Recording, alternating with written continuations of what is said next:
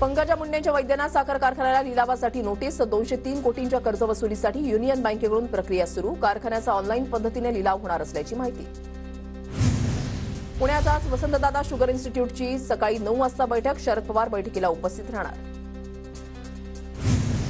आज आदित्य ठाकरे मंत्री शंभूराज देसाई यांच्या पाटण मतदारसंघात आदित्य ठाकरेंची संध्याकाळी तळमावाली इथे जाहीर सभा काँग्रेसचे नेते सुनील केदार यांना जामीन मंजूर नागपूर जिल्हा बँक घोटाळा प्रकरणामध्ये केदारांना हायकोर्टाचा मोठा दिलासा सुनील केदार यांची आज जेलमधून सुटका होण्याची शक्यता राज्याला अवकाळी पावसाचा तडाखा कोकण मध्य महाराष्ट्रामध्ये हलक्या सरी शेतकरी चिंतेत नुकसानीच्या भीतीनं बागायतदारांसमोर सुद्धा संकट अकोला जिल्ह्यामध्ये गेल्या 2 दिवसांपासून ढगाळ वातावरण सकाळी पावसाच्या सरी बरसल्यानं वातावरणामध्ये गारवा नाशिक शहरामध्ये अवकाळी पावसाची हजेरी सकाळी कामानिमित्त बाहेर पडलेल्या नागरिकांची तारांबळ शहरामध्ये थंडीमध्ये पावसाळ्याचा सूर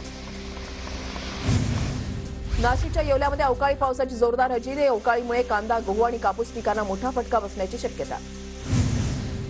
वाशीमध्ये 2-3 दिवसांपासून ढगाळ वातावरण हरभरा पिकांवर अळीचा प्रादुर्भाव शेतकऱ्यांवर दुहेरी संकट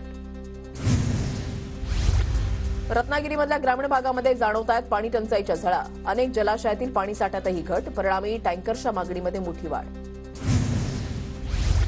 गडचिरोलीमध्ये होणाऱ्या मोहफुलापासून दारू निर्मितीचा कारखाना चंद्रपूरमध्ये न्या समाजसेवकांच्या विरोधानंतर कॅबिनेट मंत्री धर्मराव बाबा आत्रामांची मागणी अजित पवारांनंतर पार्थ पवारही शिरूर लोकसभा मतदारसंघामध्ये सक्रिय पार्थ पवारांच्या हडपसर विधानसभा मतदारसंघामध्ये भेटीगाठी वाढल्या हडपसरचे आमदार चेतन तुपे यांची पार्थ पवारांनी घेतली भेट पंतप्रधान मोदी 12 जानेवारीला काळाराम मंदिरामध्ये दर्शनाला येण्याची शक्यता केंद्रीय पथक आणि गिरीश महाजनांकडून काळाराम मंदिरामध्ये पाहणी 12 जानेवारीला पंतप्रधान मोदींचा नाशिक दौरा महानिर्मिती कोराडी वीज केंद्रामध्ये 1320 मेगावॅटचा औष्णिक वीज प्रकल्प उभारणार प्रकल्प उभारण्यासाठी सुमारे 6000 कोटी रुपयांचा खर्च या प्रकल्पातून बनणारी वीज 3 रुपये प्रति युनिट दरानं उपलब्ध होणार नाशिकच्या मनमाडमधील टँकर चालक पुन्हा संपावर जाणार आज रात्री 12 वाजल्यापासून संपावर जाणार असल्याचा व्हिडिओ व्हायरल अद्याप संपाची जबाबदारी कोणीही घेतलेली नाही नाशिकमध्ये ठाकरे गटासह शरद पवार गटाला धक्का दोन्ही गटातील अनेक सरपंचांचा भाजपमध्ये प्रवेश भाजप प्रदेशाध्यक्ष चंद्रशेखर बावनकुळेंच्या उपस्थितीमध्ये पक्षप्रवेश संपन्न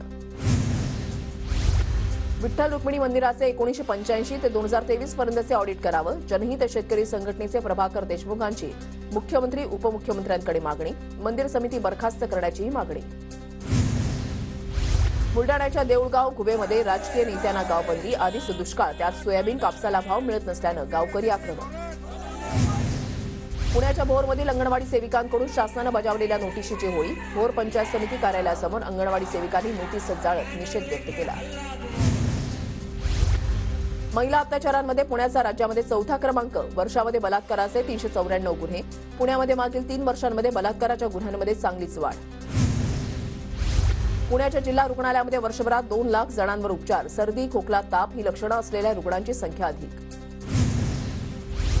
नांदेडच्या नायगावमधील निवासी शाळेमध्ये भोजन पुरवठ्याविरोधात तक्रार करणाऱ्या विद्यार्थ्यांना ठेकेदारानं धमकावलं विद्यार्थ्यांच्या तक्रारीची दखल घेत ठेकेदाराचं कंत्राट रद्द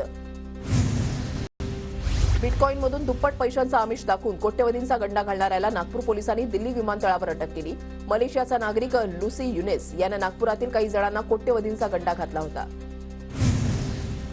नाशिकच्या मनमाडमधील रेल्वे दुहेरीकरणाचं काम शेतकऱ्यांनी बंद पाडलं मागण्या मान्य न झाल्यानं शेतकरी संतप्त संपादित जमिनीला गुंठा 1,40,000ची भरपाई देण्याची मागणी परभणीच्या पूर्णात जुन्या पेन्शनच्या मागणीसाठी रेल्वे कर्मचाऱ्यांचं साखळी उपोषण 4 दिवसीय साखळी उपोषण असणार पुण्यातून सुटणाऱ्या 16 एक्सप्रेस गाड्या 10 फेब्रुवारीपर्यंत रद्द उत्तरेमध्ये जाणाऱ्या प्रवाशांची मोठी गैरसोय होण्याची शक्यता आग्रा विभागामधील पलवण मथुरा जंक्शनचं काम करण्यात येणार जळगावमधल्या पिंपराळा ते सावरखेडा रस्त्याच्या दुरुस्तीला महापालिकेकडून सुरुवात TV9 मराठीच्या वृत्ताची महापालिकेने घेतली दखल धुळ्यात शिवभोजन योजनेचे तब्बल 1.5 कोटींचं अनुदान राज्य शासनाकडून न मिळाल्यानं केंद्र चालकांवर उपासमारीची वेळ सरकारनं लवकरात लवकर थकीत अनुदान देण्याची केंद्र चालकांची मागणी धुळ्यामधल्या निमडाळे गावातील स्मशानभूमीची दुरवस्था मागील अनेक दिवसांपासून स्मशानभूमीचे ओटे नादुरुस्त अनेक ठिकाणी शेडचीही पडझड प्रशासन दुर्लक्ष करत असल्याचा स्थानिकांचा आरोप